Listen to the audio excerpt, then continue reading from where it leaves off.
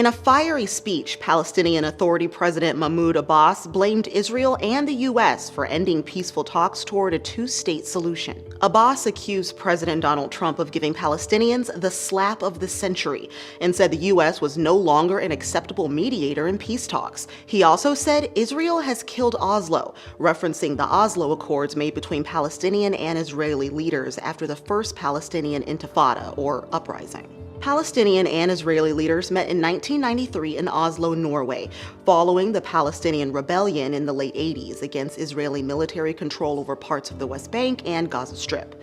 Negotiations led to the creation of the Palestinian Authority, which took over political control of the West Bank and Gaza. But the talks were supposed to end with a state of Palestine by the late 90s.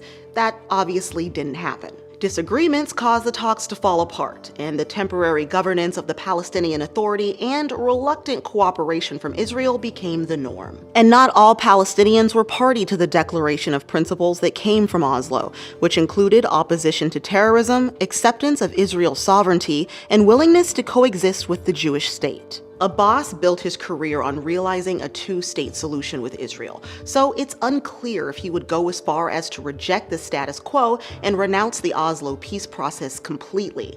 Doing so would effectively make his political post irrelevant. He called for a return to negotiations with a new country acting as moderator.